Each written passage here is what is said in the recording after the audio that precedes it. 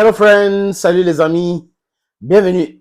Ma pour ma Bamenda Capfest. Yes, there is no denial about it. I'm a Bamenda guy. I'm from the Northwest region and the Kuna man, Southwest region. Yeah, you know, our people are suffering. We are suffering because of some corrupt individuals who are saying nothing to our predicaments. But we're going to be free someday. Come what may, we're going to be free someday. Les Européens. Prenons seulement le cas de la France et Bruno Le Maire. Oh, nous allons mener une guerre économique brutale contre la Russie. Nous allons détruire l'économie russe. Pour rien. They vocify for nothing. Une vocifération bête. Et quand Medvedev lui avait dit, faites attention, cher monsieur, vous parlez de la guerre là, est-ce que vous êtes sérieux? Et après, il y a eu des explications, non, vraiment, et tout ça, nous sommes en train de... Mais c'est compliqué pour les Français. C'est difficile.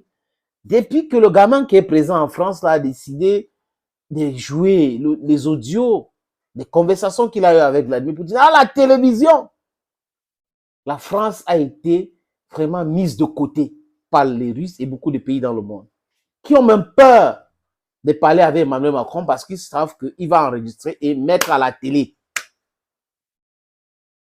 C'est-à-dire qu'on n'a jamais vu cela. Avant Macron, aucun pays, aucun président dans aucun pays dans le monde n'avait enregistré une conversation entre son homologue et lui et mettre à la télévision. Macron a réussi à faire. Et il s'étonne qu'il est hors sujet aujourd'hui. Il s'étonne qu'on le considère comme un amateur, comme un gamin. Il s'étonne. Et il a mal, il n'arrive pas à dormir. Il croyait qu'il était le sauveur de la France, mais il ne savait pas qu'il devait venir maintenant nous aider à nous libérer. Oui, parce que ces agissements, ces histoires qu'il est en train de faire là, ça nous aide, les amis, ça nous aide. Ma pour another watch, man. Ma watch, non, ma ça, ma pour les tout. Anyhow, na look at ma pour les tout watch, man. Ouais, enter no matter. The watch one, voilà, it is. Okay. Les amis, l'hypocrisie des Européens est perceptible aujourd'hui. Les Européens qui ont voulu détruire l'économie russe, qui ont voulu asphyxier la Russie avec les soi-disant bombes atomiques financières qu'on appelle SWIFT, qui ont pris toutes les sanctions nécessaires contre la Russie, 11e, 12e, 13e tonne, c'est-à-dire que train des sanctions contre la Russie, ont vu plutôt l'effet inverse, la destruction de leur propre économie. L'Union européenne, Bruxelles parle de la répression de l'économie. Allemagne, oui. C'est-à-dire que la chute libre de cette économie-là est actée. Et nous tous, nous savons, les Européens le savent aussi, que le moteur de l'économie européenne, c'est l'Allemagne. Et si l'Allemagne va mal, ce n'est que normal que tous les autres pays européens souffrent. Je vais vous montrer un petit reportage qui est réel. Ça vient de RT, qui donne les chiffres à l'appui, les amis. Les Européens, dans leur hypocrisie, continuent d'acheter le gaz russe. Cette fois-ci, ce n'est pas via les pipelines, mais via les bateaux. Parce que le gaz américain est plus cher. Le transport est haut. Ça fait que c'est compliqué pour eux.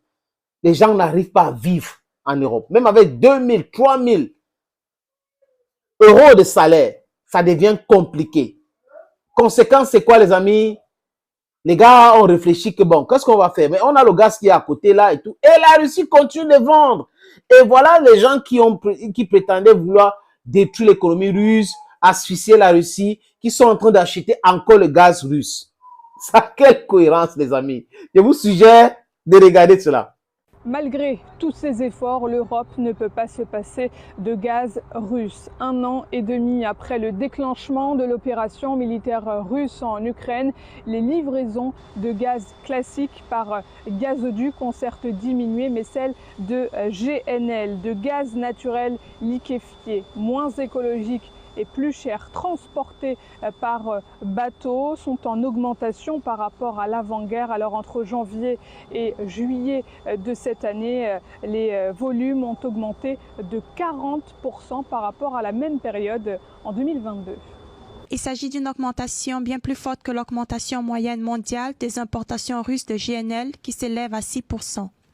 Les pays de l'Union européenne achètent désormais la majorité de l'approvisionnement de la Russie, renforçant ainsi l'une des sources de revenus les plus importantes du Kremlin. Entre janvier et juillet 2023, l'Union européenne a acheté 52% des exportations russes, contre 49% en 2022 et 39% en 2021. 3 États membres de l'Union européenne figurent parmi les 5 premiers clients de GNL russe. À la première position, on retrouve l'Espagne avec 7,5 millions de mètres cubes, la Belgique ensuite avec 7,1 millions de mètres cubes et la France avec 4,5 millions de mètres cubes. Alors ces chiffres, ils mettent à mal la stratégie affichée par les Européens qui visent à affaiblir ce qu'ils qualifient de trésor de guerre de la Russie. Alors pour l'heure, les achats de GNL russes permettent à l'Europe d'afficher un taux de remplissage des stocks de 92%. Mais si l'hiver est rude ou alors si Vladimir Poutine décide de réduire la production de GNL russe dans son pays, les prix pourraient rapidement monter en flèche. Il n'y a pas besoin de parler beaucoup, il n'y a pas besoin de donner d'autres explications, les amis. This video you just watched, or the video you just watched, spoke volume. C'est explicite.